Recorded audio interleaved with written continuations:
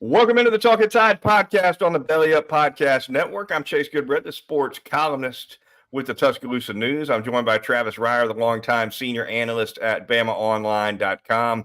The Talkin Tide Twitter feed is Talkin_Tide. Give us a follow there on Twitter. You'll get links to all of our twice weekly podcasts throughout the football season. Catch us as well live on YouTube, live on Facebook, Apple Podcasts, wherever you download them. You can find Talkin Tide. Quickly want to thank a couple of sponsors, starting with Peterbrook Chocolatier of Tuscaloosa, and also Heat Pizza Bar. Going to tell you more about them a little bit later in the program. Iron Bowl preview here in the midweeker, Travis, right ahead of Thanksgiving. Want to wish all of our listeners and viewers a very happy Thanksgiving holiday tomorrow and a safe one if you're traveling on the Wednesday and or the Friday. And always the signal for rivalry week, Travis. Iron Bowl, Egg Bowl, all those rivalry bowls happening. Thursday, Friday, Saturday early, mid-afternoon, prime time. I know a lot of people, they're a little forlorn, Chase, because it's the end of the regular season, as crazy as that sounds. But at least we get games that matter from start to finish. This is that one weekend of the season where start to finish, the games mean a lot to a lot of people. No doubt. Going to be a lot of eyeballs on a lot of games. Ohio State, Michigan, obviously a big one. Alabama, Auburn, top to bottom. It's going to be something. All right, the Alabama Auburn game. Taking a look at that. Of course, it'll be a CBS broadcast on Saturday from Jordan-Hare Stadium. Let's start, Travis, let's start with the injuries because that's the news of the day. Sounds like Deontay Lawson and Jalen Key are going to be good to go for Alabama. Nick Saban didn't confirm that. He did say they practiced quite a bit all week long. So based on that, you'd expect those two guys to be good to go for the Iron Bowl, and Lawson especially a key return for the Crimson Tide. Definitely, because, first and foremost in this game, as we'll get into, I'm sure, Jarquez Hunter, the run game for Auburn. If Auburn can't run it on Saturday, Auburn does not have a chance because Peyton Thorne is not going to stand in there 30-plus dropbacks and survive that pass rush first and foremost, but also just doesn't have the weaponry at the outside positions as much as he needs. So it's big to get Deontay back, perhaps, but it's also been good that you've been able to get Jihad Campbell the experience that you had to this point. If Deontay can't go or is limited in some way Saturday, I think Alabama feels pretty good about Jihad becoming more of that every down guy. Trez Marshall maybe more on earlier downs and in the nickel. But when they get into some dime stuff, when they do that on Saturday, if Deontay, again, is either out or limited, probably feel okay about Jihad too. No doubt about it. And Auburn's passing game to that end, Travis, it struggled for sure. The outside receivers especially have been bad. Hugh Freeze, you touched on it. Might be I don't know if there's a worse group of receivers in the SEC, frankly. I mean, you can go anywhere. Vanderbilt's got Will Shepherd. He'd be a WR1 for this Auburn offense. I don't think there's any question. Those guys have struggled. Hugh Freeze went in the transfer portal to get some receivers, struck out. I think he was 0 for 3 in the portal on receivers. But they do have a tight end in Faircloth who they can get the ball to in the middle of the field. He's actually, I think, their number one target in the passing game. And so from that standpoint, probably all the more beneficial for Alabama to get a guy like Lawson back who's got some experience and can play that pass in the middle of the field. Yeah, and they use their tight end in a different way too, though. I mean, they flex them out almost like a Sammy Coates type from back in the day. So he does rank, I think, 34th in the SEC in receiving. I mean, that's how anemic this Auburn passing game has been. You don't have an Auburn receiver in the top 30 in the SEC, not nationally. In the SEC, you have to get down into the mid-30s before you find one of those guys. Now, Javarius Johnson on the outside, he's had a pretty good run here over the last 4 games or so. So when you talk about explosive play potential, that's who I would start with. But need a similar output, I think Auburn does, when you talk about the run game. When you talk about Hunter, I think I won't be surprised if we see some of Robbie Ashford in this game. I know in the last 3 games it hasn't been much of him at the quarterback position, but I'm kind of expecting the kitchen sink in a lot of ways to come at Alabama on Saturday. Sure. So, and Ashford had over 100 rushing yards against Alabama last year to go along with Hunter. Those two guys combined for like 250 rushing yards in Tuscaloosa. So, whatever it takes if you're Auburn this week. Yeah, you know what? When head coaches come in and take over a program in year one, of course they look at the film from the previous year because they want to evaluate what their needs are. But after that, they pretty much throw that film out the window once that's done. I don't think it would be wise for Hugh Freeze to do that in this game. I think Hugh Freeze would be smart to go back and look at last year's game because Hunter and Ashford together create bigger problems in the running game, obviously, than Hunter does alone. So I'm with you. I think they'd be smart to play Ashford quite a bit. The formula, even though Alabama beat Auburn fairly handily at home last year, keep in mind Auburn rang up, I think, 300 plus rushing yards on the Crimson Tide. So, yeah, I think Hugh Freeze would be smart to play Ashford, but his role is definitely dissipated. They had packages for Ashford in September, some short yardage stuff, some goal line stuff, etc. Slowly but sure. And I think against Cal, if I remember right, that was also a September game. They threw Ashford in there just to see if they could get a spark. But since then, his role has kind of vanished. Yeah, it has. And yeah, last season, the outside zone, the perimeter runs were really problematic for Alabama in that Iron Bowl. So, and you even saw it last week. I mean, Gino Appleberry of Chattanooga hit a couple of those kind of runs, including the touchdown run that he had against Alabama. So I would expect, and I'm sure Alabama does too, more perimeter based runs, especially early in the game, to Hunter. And he's very dynamic, very fast. See if you can hit on some of those and maybe incorporate some quarterback keep stuff as well. You would think from a defensive perspective for Alabama that they would be in better shape against that run for this reason, Travis. You've got, as we just touched on, you've got outside receivers for Auburn that frankly don't scare you for the most part. You got two of the very best cover corners, man-to-man guys on the outside in McKinstry and Arnold that you could ask for. So if you can count on lockdowns from Kool-Aid and Arnold, it's going to allow Nick Saban and Kevin Steele to put together some things where there's more safety help involved in that run game. Yeah, and even in the pass rush, in some obvious passing situations, which I don't anticipate Alabama being blitz happy in this game, but I think because of some of the things you just outlined, because you have Kool-Aid and Terry and Arnold, and you feel like you can lock up those Auburn receivers, you can get numbers involved on a couple of different fronts. All right, let's flip it around and talk Alabama offense versus the Auburn defense. The Crimson Tide, Travis, been hitting a stride for sure offensively. Tommy Rees nominated by Nick Saban for the Broyles Award. I think he's a semifinalist or a finalist for that. Never would have saw that coming in September. I promise you that. But this offense has come around in a lot of ways. And, Auburn defensively, as usual, even when Auburn teams aren't real good, they've always got some horses on defense. This year, no different. Jalen McLeod, a pass rusher who was hurt early in the year, but he's finally healthy and he's coming on, had 3 sacks against Arkansas a couple weeks ago. DJ James, a future NFL player at a cornerback position. So they've got some dogs over there. Yeah, I think in the secondary, you went into this season feeling like that was the starting point for this Auburn defense. And I think that's still the case. Now, I thought the balance that New Mexico State was able to achieve last week was stunning. And I understand it's a solid New Mexico State team at this point, 9 wins. But watching that game back, there was nothing flukish about what New Mexico State did to the Auburn defense.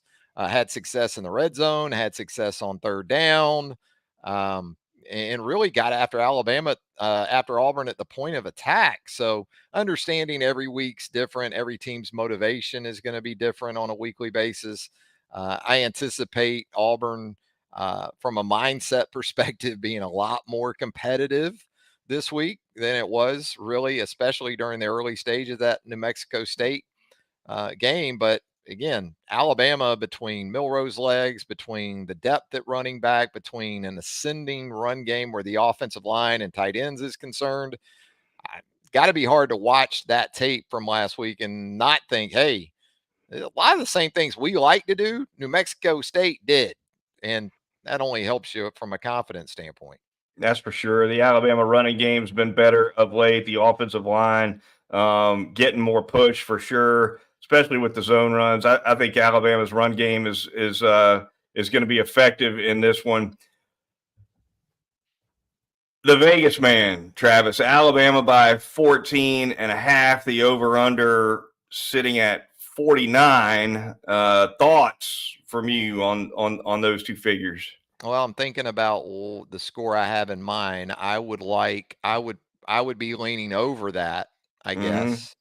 And I would be going Alabama to cover that, I guess, is what I'm thinking right now. In part because of what we've seen Alabama do on the road of late. And I think the start to this game is going to be everything, especially from the Auburn perspective. Alabama can get off to a slow start and still win this game.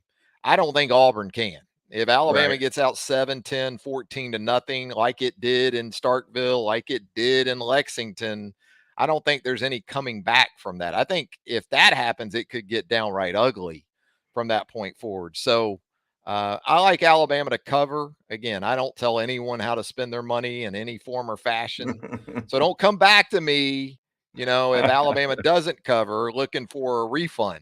I don't take receipts or anything like that. There's no 30-day guarantee, none of that stuff, Goodbread. No, there are no guarantees. On this? Where are you thinking on the over or the total? I picked it 35-17 Alabama, so that's Alabama. So that's a cover. That's a cover for Alabama on the spread. Over under, I guess I'd probably I got to lean over, based on how I predicted it. So 49's a little low, no question about it. But I think it's like you said, the start is critical because even subpar Auburn teams, they get off to an early touchdown at home at Jordan-Hare, especially in the Iron Bowl where the crowd's going to be double juiced. Things can get. We've seen it happen. Things can get hairy. Alabama's gone down there before with a significantly more talented roster and found itself in a dogfight. I don't think that's going to happen this year. I'm with you. I think this Auburn offense is just too anemic to stay in this one. But Jordan-Hare's Jordan-Hare. Yeah, and there was a time where what Hugh Freeze was doing offensively was pretty innovative, right? If you go back a decade ago. Now you watch Auburn's offense and you see Alabama with a lot of the same elements in its offense between split zone and zone read and those kind of things. So, I think Hugh's going to have to, step out on a limb maybe early in the game, fake punt, onside kick, something that's different. Two quarterbacks in the game together. I'm not saying go full Gus Malzahn, but whatever you thought of Malzahn, he was a tough prep for Alabama because you just never knew. And what they did with Gus was different in a lot of ways than what you saw on a week-to-week basis. And there was tempo and there was those type of things involved. So it'll be interesting to see what Hugh Freeze does in terms of the early stages of the game for sure, flea flicker, something, because after that performance last week, again, if Alabama gets up 7-0, 10-0 early in this game, that crowd, I think, is going to go away pretty quickly. Yeah, I think you're right. I think the start for Alabama is huge, and the first half, it's been a second half team that obviously wasn't the case against Kentucky. So a little bit of a turnaround early for Alabama in that one. You definitely want to keep that early momentum going. Obviously, they got out on UTC early. You would expect that. But the way they got out on Kentucky on the road also, that's the kind of stuff. It doesn't have to be 21-0 halfway through the first quarter like Kentucky was, but just popping that first touchdown in there is huge. Yeah, and look, Auburn had the 3-game winning streak. And even if Auburn had beaten New Mexico State last week, I would have still been like, well, kind of like LSU's defensive improvement before the Alabama game, how it came against Army and Auburn's offenses, Right. 90th in the nation. Auburn is right in that neighborhood right now. I think Army's like 118. So I was like, I'm not sure I'm buying this defensive improvement. And I kind of felt that way about Auburn as a whole because Mississippi State, Vanderbilt, Arkansas, you're talking about three teams with combined SEC record right now at 2-19. Mm. So I was going to need to see more in the Iron Bowl to really buy into this improvement late in the season. Speaking of that disastrous loss for Auburn last week against New Mexico State, if you want to see a funny clip from it, hop over to Travis's Twitter feed from earlier today. What about that? That's my new favorite player in college football. I'm not a jersey guy, but if I was ever going to wear a jersey, it would be Diego Pavia, the quarterback, who was a 3-time state champion wrestler in high school.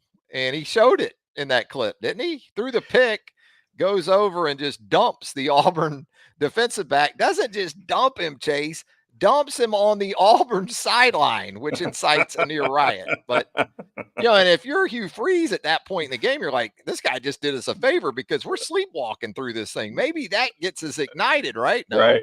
Didn't matter. Happen. Diego dumped the Tiger over on the Auburn sideline and then proceeded to complete 19 of 28 passes for 201 yards and 3 touchdowns for Diego in that game last Saturday at Jordan-Hare.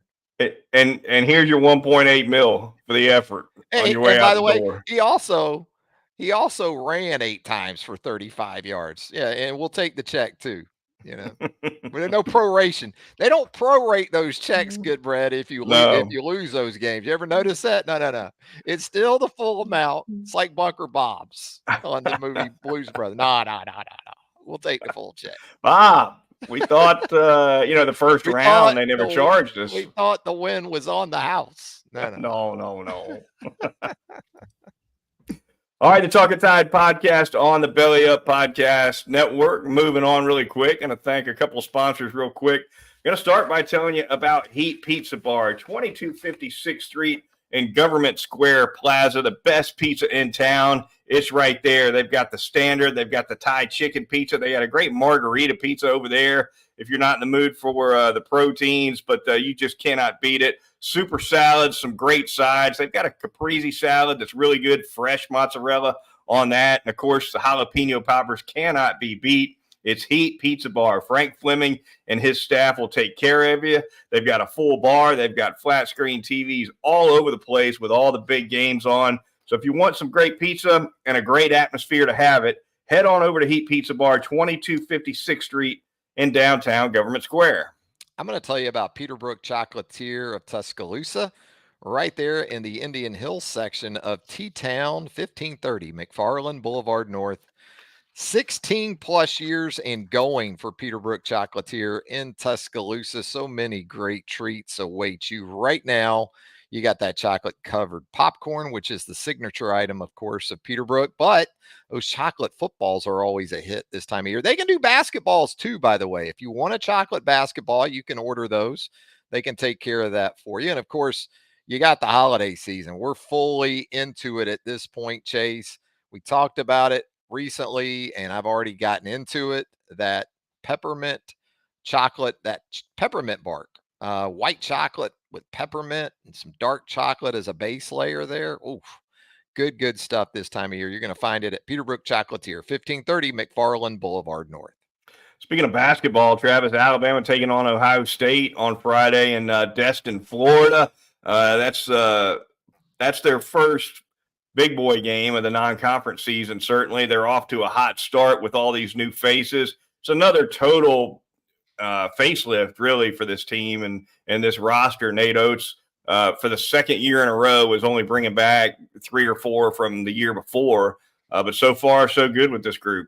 It has been, and you're right. This will be a step up for sure. It's an Ohio State team coming in with one loss on its resume to this point, and that came to a really good SEC team in Texas A&M. So, this shall be a challenge for Alabama down in the Destin area. And then you get perhaps the winner or the loser, I guess, of Santa Clara and the other game on the other side there, Oregon. So it's an important trip to kind of figure out where you're at as a team. Also, be interesting to see maybe more from a rotational perspective where Nate views this team. He's been able to play everybody pretty much double-digit minutes through those first 3 games or so. I think that changes probably a little bit this weekend, but the Maui Classic was great too the last few days because you got to see Tennessee, you got to see Purdue, who's coming up on Alabama's schedule, and just kind of speaks to what awaits this team down the road. Yeah, Oates has been, even though the team's been scoring a ton of points, they were over 100, I think, their first couple games. Oates has been preaching defense in the press conferences. It sounds like he's looking to squeeze guys out on defense in terms of who's going to get minutes and who's not. And he even said what he's going to be looking for this weekend from Alabama is starts and ends really with defense. Yeah, and just toughness in general, because there's still intangibles as a coach, I'm sure he doesn't know enough about at this point. Yeah, they had the secret scrimmage against TCU and the exhibition game against Wake Forest, so they have seen some legitimate competition, and he sees his team every day in practice. But yeah, to get a better idea of not just the tangible aspects of his roster, but maybe some guys that have a little bit more stuff in their neck, so to speak, when the stakes go up and the adversity hits and those type of things. It's a learning process for Nate too. Sugar honey iced tea. I'd never heard that acronym before. You said stuff in their neck, and the other day somebody said sugar honey iced tea. I was like, what does that mean? Oh, I know what that means. Yeah, that one goes back a ways. That one, the stuff in their neck. He's got some stuff in his neck.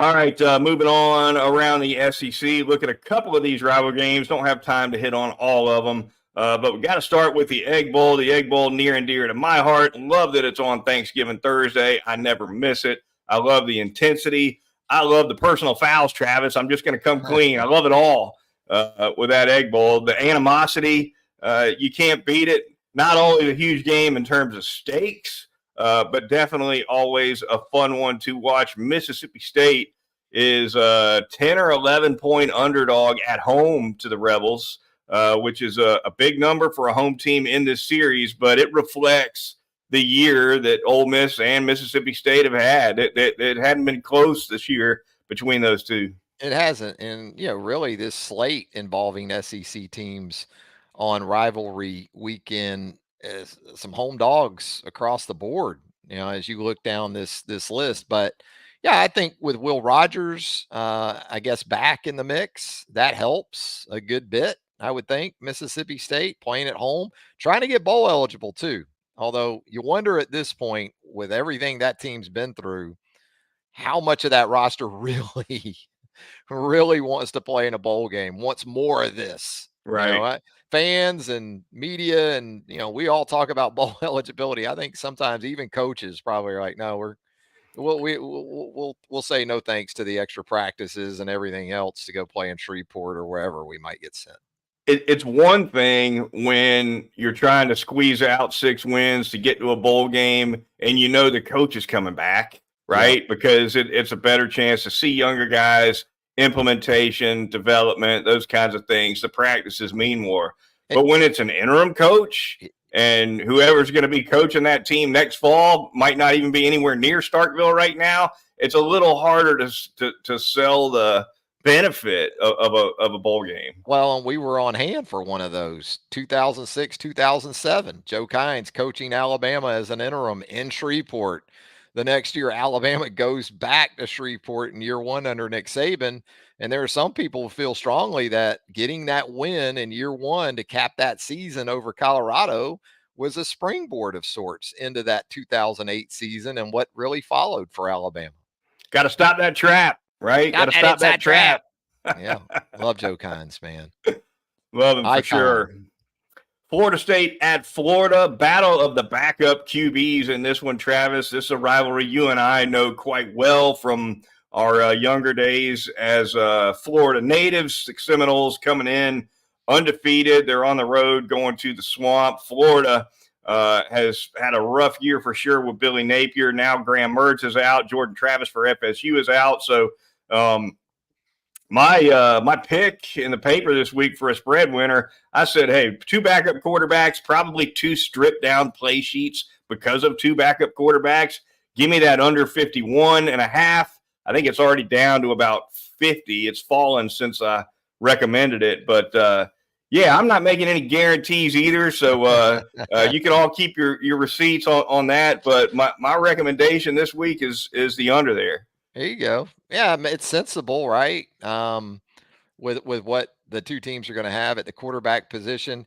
I worry about Florida regardless of the quarterback on the other team these days because defensively they are at a point where it's just not good. I mean, even on that 4th and 17 last Saturday night against Missouri, I know a lot of Florida fans who were like, yeah, this is about to get converted.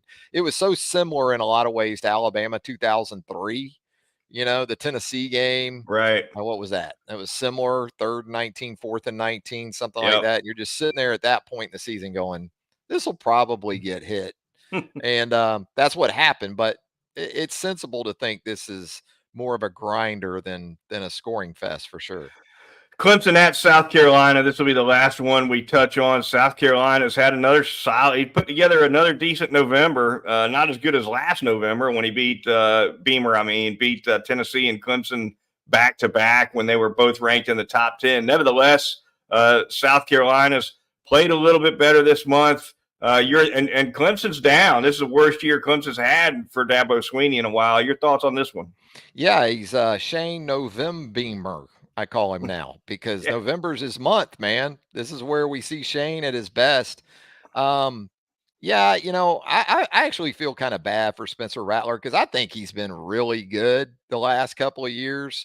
You think about the finish to last season, those wins over Tennessee and Clemson. Hey, might make this 2 in a row over Dabo. That's quite an accomplishment for any South Carolina coach these days. So, bowl eligibility also in the mix for South Carolina. That being said, I still like Clemson. I just think in terms of lines of scrimmage, it's going to be tough for South Carolina with an emphasis on South Carolina's offensive line against Clemson's defensive front. Yeah, I went back to see how long it had been since South Carolina had beaten Clemson 2 in a row. I figured it had been a long time. It has been 10 years. You pretty much go back to that Spurrier area. Spurrier used to beat him and let him know about it. He drove Dabo crazy. Yes, he did. Dabo was kind of Spurrier's Phil Fulmer there, or Ray Goff. Right. Remember what Spurrier used to do to Ray? I mean, Ray Goff's one. I'd love to meet him in a dark alley. He got Goff. Oof, he wore Goff out. He did. All right. That one will be fun to watch as well. That is going to do it for this edition of the Talkin Tide podcast on the Belly Up Podcast Network. Once again, happy Thanksgiving to all of our fine listeners and viewers. Be sure to join Travis and I once again this weekend when we recap the Iron Bowl. And, of course, beyond that, we're looking at the SEC championship game against Georgia over in Atlanta. So a lot to come here on Talkin Tide, but that's a wrap for this one. For Travis Reier, the senior analyst at BamaOnline.com, I'm Chase Goodbread, the sports columnist with the Tuscaloosa News, and we'll talk to you Sunday night right here on Talkin Tide.